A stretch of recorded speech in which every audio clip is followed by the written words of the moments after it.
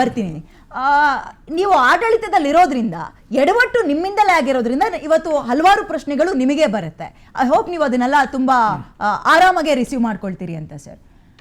ಇಲ್ಲಿ ತನಕ ನಾವು ಕಾಸ್ಟ್ ಬಗ್ಗೆ ಮತ್ತು ಪ್ರಾದೇಶಿಕವಾರು ಮಾತಾಡ್ತಾ ಹೋದ್ವಿ. ಅಲ್ಲ ಸರ್, ಇವರು 32% ತರ್ತೀವಿ ಹೆಣ್ಮಕ್ಳಿಗೆ ಅಂದ 32% ಸಾಕಾಗಲ್ಲ, 50% ಬೇಕು ಅಂತ ಕೇಳ್ತೀರಾ. ಇಲ್ಲಿ ಇಬ್ರಿಗೆ ಮಂತ್ರಿಗಿರಿ ಕೊಡಿ ಅಂದ್ರೆ ಇಲ್ಲಿ ನೀವು ಕಾಗಕ್ಕ ಗೂಬಕ್ಕನ ಕತೆ ಹೇಳಿದ್ರೆ ಹೆಂಗ್ ಸರ್ ಇದು? ಇಲ್ಲ, ಮತ್ತೆ ಅಲ್ಲಿಗೆ ಫಸ್ಟಿಂದನೇ ಬಂತು. ಆದರೂ ಬಸವರಾಜ್ ಸಾಹೇಬ್ರೇನು ನ್ಯೂಟ್ರಲ್ ವಾಯ್ಸ್ ಈ ಪ್ಯಾನಲಲ್ಲಿ ನಾನು ಅವ್ರ ವಾಯ್ಸ್ಗೆ ಗೌರವ ಕೊಡ್ತೀವಿ. ಅದಕ್ಕೆ ಅವರು ಏನು ಎತ್ತಿದರ ಕ್ವಶನ್ಗೆ ನಮ್ಮೆಲ್ಲ ಡೆಮೋಕ್ರಸಿಯಲ್ಲಿ ಇನ್ಕ್ಲೂಡಿಂಗ್ ಆಪ್ಗೆ BJP ಎಲ್ಲ ಸೇರಿ ಉತ್ತರದಾಯಿತ್ವ ಎಲ್ಲರೂ ಆನ್ಸರೇಬಲ್ ಆಗಿದ್ದೀವಿ, ಅದರಲ್ಲಿ ಅನುಮಾನ ಇಲ್ಲ. ನಾನು ಕೂಡ ಸೇರಿ, ಕಾಂಗ್ರೆಸ್ ಪಕ್ಷ ಕೂಡ ಸೇರಿ. ನಿಜ, ಅವ್ರು ಎತ್ತಿರೋ ಹೌದು, ಇದೆ ಇದೆ, ನಿಜ ನಿಜ ನಿಜ ನಿಜ. ನಾವ್ ಹೇಳಿದ್ದೀವಿ, ನಮ್ದು ಹಿಂದಿನ ಸರ್ಕಾರಗಳು ನೋಡ್ಕೊಂಡ್ ಬನ್ನಿ, ನಮ್ಮ ಪಾಲಿಸಿಗಳು ನೋಡ್ಕೊಂಡ್ ಬನ್ನಿ, ನಮ್ಮ ಪಾರ್ಟಿ ಆರ್ಗನೈಸೇಷನ್ ನೋಡ್ಕೊಂಡ್ ಬನ್ನಿ. ಅಲ್ಲಲ್ಲ, ಹೌದು ಸತ್ಯ.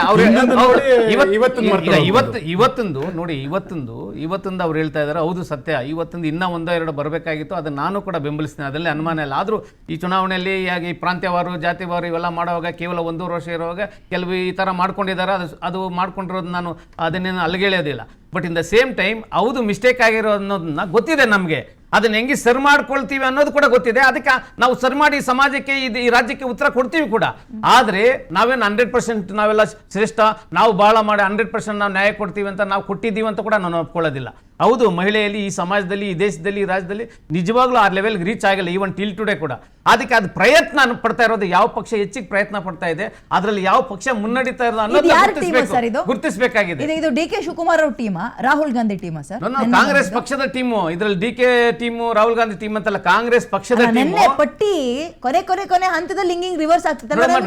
ಪ್ರಶ್ನೆನೇ ಇಲ್ಲ ಮೇಡಮ್, ರಿವರ್ಸ್ ಏನಾಗಿದೆ? ರಿವರ್ಸ್ ಪ್ರಶ್ನೆನೇ ಇಲ್ಲ. ಈ ಪಟ್ಟಿನ ಎಲ್ಲಾ ನಾಯಕರು ಎಲ್ಲ ಹಿರಿಯರು ಕುತ್ಕೊಂಡು ತೀರ್ಮಾನ ಮಾಡ್ತಾರೆ. ನೀವೇ ಒಪ್ಕೋತೀರಾ? ಈಗ ನೀವೇನೋ ಟೆಕ್ನಿಕಲ್ ಎರರ್ ಅಂತ ಹೇಳ್ತಾ ಇದ್ದೀರಾ. ಗಾಯತ್ರಿ ಶಾಂತೇಗೌಡ ಒಂದ್ ನಿಮಿಷ ರೀ, ಅದನ್ನ ಈಸಿಯಾಗಿ ತಗೋಬೇಡಿ. ನೋ ಪ್ಲೀಸ್, ಅದನ್ನು ಈಸಿಯಾಗಿ ತಗೋಬೇಡಿ. ಸುಪ್ರೀಂ ಕೋರ್ಟ್ ಜಡ್ಜ್ಮೆಂಟ್ ಆಗಿರೋದು ಅವರು ಶುಕ್ರವಾರ ಒನ್ ಸೆಕೆಂಡ್ ಪ್ಲೀಸ್. ಶುಕ್ರವಾರದಿಂದ ಇವತ್ತೇ ಮಂಡೇ ತಗೊಳ್ಬೇಕಾಗಿರೋದು. ಮಂಡೇ ಬಹುಶಃ ನೈಟ್ ಬಂದಿರಬಹುದು. ಅವರು ಕೌನ್ಸಿಲ್ ತಗೊಂಡು ಆ ಓಲ್ ಏನ್ ಜಡ್ಜ್ಮೆಂಟ್ ಕಾಪಿ ತಗೊಳ್ಳೋ ವಿಚಾರದಲ್ಲಿ ಗಾಯತ್ರಿ ಶಾಂತೇಗೌಡ ಅವರ ರಿಸಲ್ಟ್ ಬಂದು ಇಲ್ಲಿಗೆ 20 ದಿನದ ಮೇಲೆ ಆಯ್ತು. ರಿಸಲ್ಟ್ ಬಂದಿದೆ, ಬಟ್ ಸುಪ್ರೀಂ ಕೋರ್ಟ್ ಅಲ್ಲಿ ಕೇಸ್ ರಿವೀಲ್ ಆಗಿ ಫೈನಲ್ ಜಡ್ಜ್ಮೆಂಟ್ 20 ದಿನಕ್ಕಿಂತಲೂ ಹೆಚ್ಚಾಗಿದೆ. ಹೌದು, ನೀವು ಹೇಳ್ತಾ ಇರುವ ಟೆಕ್ನಿಕಲ್ ಎರರ್ ಇದ್ದಾಗ ನೀವು ಈ ಹೋಮ್ ವರ್ಕ್ ಗೆ ತಗೊಂಡಂತಹ ಸಮಯ ಬರೋಬ್ಬರಿ 60 ದಿನ ಸರ್. ಇಲ್ಲಿ ತನಕ ಏನ್ ಲೆಕ್ಕಾಚಾರ? 20 ದಿವಸ ಆಗಿದೆ, ಬಟ್ ಆನ್ ರೆಕಾರ್ಡ್ ಶುಕ್ರವಾರನಾಗಿದೆ ಸುಪ್ರೀಂ ಕೋರ್ಟ್ ಜಡ್ಜ್ಮೆಂಟ್ ಅಲ್ಲಿ.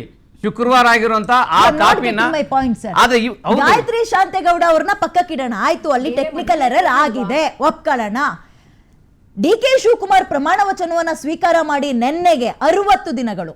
ನೀವು ಸಂಪುಟ ವಿಸ್ತರಣೆ ಮಾಡ್ತೀವಿ ಅಂತ ಲೆಕ್ಕ ಹಾಕೊಂಡು ಹತ್ತತ್ರ 45 ದಿನಗಳಿಗಿಂತಲೂ ಹೆಚ್ಚಾಗಿದೆ. ಇಲ್ಲಿ ತನಕ ನಿಮ್ಮ ಹೋಮ್ ವರ್ಕ್ ಏನಾಗಿತ್ತು ಸರ್ ಹೆಣ್ಮಕ್ಳು ವಿಚಾರದಲ್ಲಿ? ನಾನು ಫಸ್ಟ್ ಒಪ್ಕೊಂಡಿದ್ದೀನಿ, ಇನ್ನೂ 1-2 ಹೆಚ್ಚಿಗೆ ಕೊಡಬೇಕಾಗಿತ್ತು ಕೂಡ. ಅದು ನಾನು ಒಪ್ಕೊಂತೀನಿ as a spokesperson Congress party.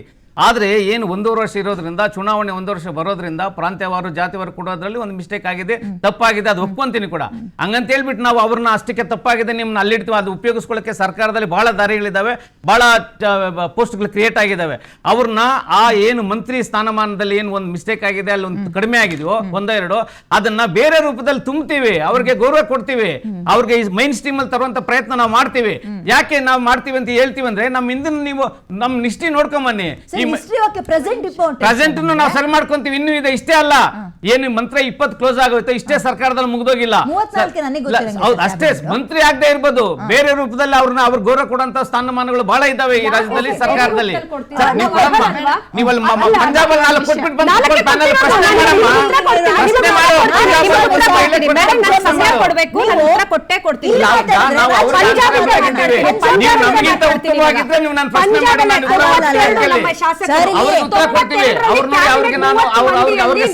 Answer ಮಾಡ್ತೀನಿ. ನಿಮಗೆ ನೀವು ನಮ್ಮ ಪ್ರಶ್ನೆ ಪ್ರಶ್ನೆ ಮಾಡಿ ನೀವು ನಮ್ಮ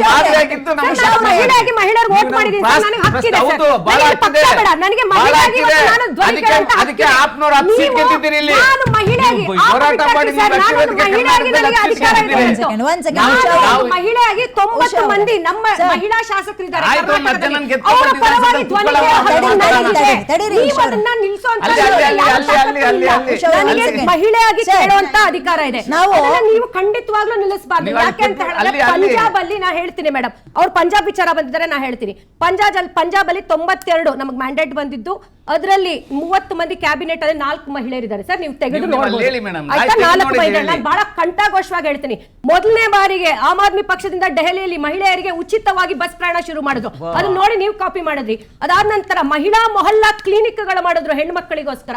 ಸರ್, ಈ 2 ವಿಚಾರಗಳಲ್ಲಿ ನೀವೇನ್ ಮಾಡಿದ್ದೀರಾ? ಪ್ರೆಸಿಡೆಂಟ್ ಮಾಡಿದ್ದೀವಿ, ಸರ್, ಬೇಸಿಕ್ ಮೊದಲು ಪ್ರಧಾನಮಂತ್ರಿ ನಾವು ಮಾಡಿದ್ದೀವಿ, ಅದನ್ನೇ ಯೂನಿಯನ್ ಗವರ್ಮೆಂಟ್ ಹೇಳ್ತಿರೋದು. ಮಿನಿಸ್ಟರ್ ಅದನ್ನೇ ಮಾಡಿದ್ದೀವಿ, ಹೇಳ್ತಿರೋದು. ರಾಜ್ಯಪಾಲರು ಮಾಡಿದ್ದೀವಿ, ಹೇಳ್ತಿರೋದು. ಮುಖ್ಯಮಂತ್ರಿಗಳು ಮಾಡಿದ್ದೀವಿ, 50 ಜನ ಮಂತ್ರಿಗಳು ಮಾಡಿದ್ದೀವಿ. ಲೆಕ್ಕ ಹಾಕಕ್ ಹೋಗ್ಬೇಡಿ.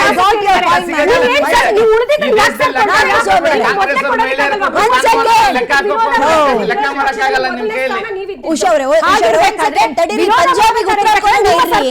ನಾವು ಹೇಳ್ತಾ ಇದ್ದೀವಿ. ಒಂದ್ ಸೆಕೆಂಡ್